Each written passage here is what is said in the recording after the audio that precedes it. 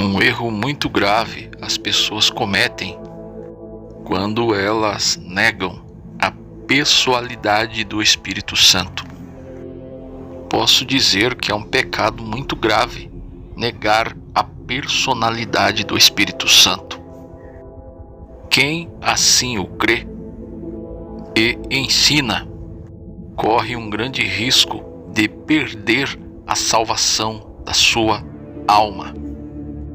Este assunto não é brincadeira e falo sobre ele com temor e tremor.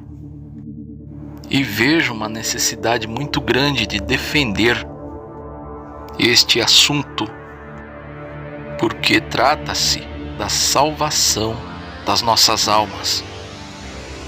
Então, sem mais delongas, vamos entrar no assunto propriamente dito. Os unitários negam que o Espírito Santo seja uma pessoa. E um dos argumentos que eles usam para negar a personalidade do Espírito Santo é dizer que os judeus nunca acreditaram que o Espírito Santo fosse uma pessoa. Mas é justamente aí que está o problema, porque foi exatamente aí que os judeus vacilaram. Pois, ao negarem e rejeitarem a personalidade do Espírito Santo, como consequência disso, rejeitaram a Jesus como Senhor e Deus. Pois, como escreveu o apóstolo Paulo em 1 Coríntios capítulo 12 e o versículo de número 3, ninguém pode dizer que Jesus é o Senhor senão pelo Espírito Santo. Mas, uma vez rejeitada a personalidade do Espírito Santo, inevitavelmente nega-se a deidade de Jesus. Tratar o Espírito Santo como uma coisa ou como um algo é desmerecer a pessoa do Espírito Santo. E é exatamente isto que muitos unitários fazem. Para eles, uma ameba tem mais qualificações de vida do que a pessoa do Espírito Santo. Para eles, uma alface tem mais qualidades vitais do que o Espírito Santo, porque para eles o Espírito Santo não tem nem vida própria. É como o vento, sem pessoalidade alguma. Agora, para continuarmos o assunto, eu gostaria de fazer uso aqui de um texto bíblico escrito no Evangelho que escreveu Mateus, capítulo de número 12, do versículo 22 ao 32. Este texto diz que Jesus expulsou um demônio de uma pessoa, mas os unitários fariseus, que eram os principais representantes do pensamento religioso da época de Jesus, disseram que Jesus estava expulsando demônios por intermédio de Beelzebu, o qual era o príncipe dos demônios. E é interessante que estes fariseus atribuíam características pessoais e de personalidade aos demônios e negavam a personalidade do Espírito Santo. Mas há algo que me chama a atenção neste texto, é de que Jesus, no versículo 27, também entende que aqueles seres espirituais demoníacos eram providos de personalidade. E o grande checkmate da questão está no versículo de número 28, onde ele diz: mas se eu expulso os demônios pelo Espírito de Deus. Ou seja, neste versículo, Jesus está tratando o Espírito de Deus, o Espírito Santo, como uma pessoa, pois ele disse que expulsava demônios pelo Espírito Santo, através do Espírito de Deus.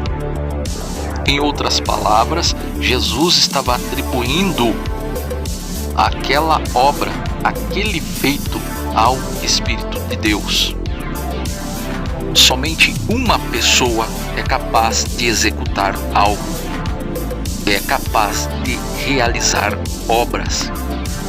E Jesus disse com todas as letras que aquela obra realizada por ele era uma ação direta do Espírito de Deus. Ou seja, Jesus tratou-o como uma pessoa, como uma personalidade, e não como uma coisa, como algo abstrato, desprovido de vida própria. Pois é impossível que algo abstrato, sem inteligência e sem vontade própria, seja capaz de realizar tarefas. Por exemplo, digamos que você está andando na praia, em uma praia vazia, e enquanto você caminha, você encontra um relógio suíço feito de ouro.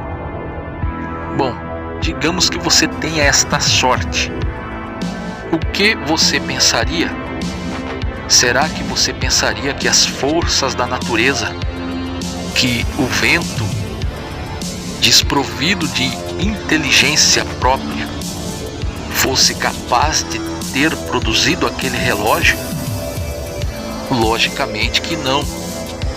A conclusão mais óbvia é de que uma mente inteligente, um ser provido de inteligência e de vontade própria, produziu aquele relógio, e não as forças impessoais da natureza. Porque somente aquilo que é provido de inteligência, de capacidade cognitiva, seria capaz de produzir, de fabricar, de confeccionar, de executar tarefas, trabalhos e obras. E aqui neste texto de Mateus, no capítulo 12 e no verso de número 28, Jesus afirma categoricamente que tal obra fora realizada pelo Espírito de Deus. Ora, daí só podemos concluir que o Espírito de Deus é uma pessoa e não uma coisa, como os unitários afirmam. Atos capítulo 10 e o versículo de número 38 confirma que as obras que Jesus realizava era através do Espírito Santo e que, portanto, ele era auxiliado por esta pessoa, porque somente uma pessoa é capaz de auxiliar outra pessoa. Somente um ser inteligente é capaz de auxiliar outro ser inteligente.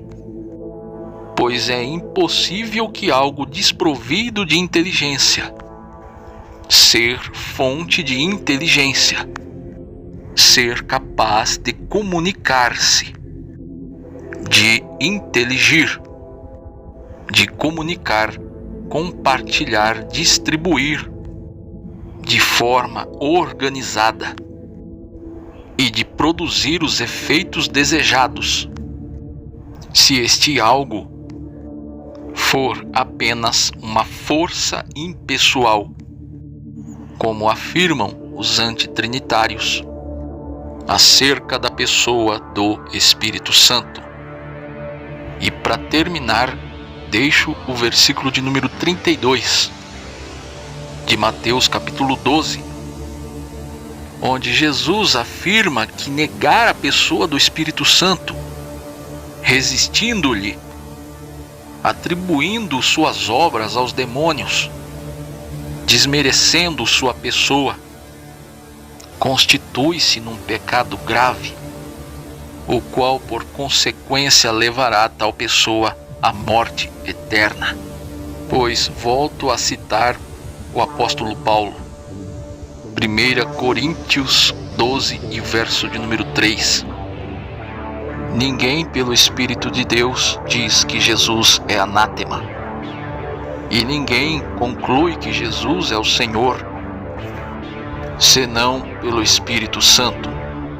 O Espírito Santo é um ser pessoal, e somente um ser pessoal e inteligente pode comunicar com pessoas, capazes de receber a comunicação de forma inteligente, pois a mesma chega a nós de forma compreensível e inteligente e pessoal. Bom, meus amigos, eu espero que vocês aí tenham gostado do vídeo.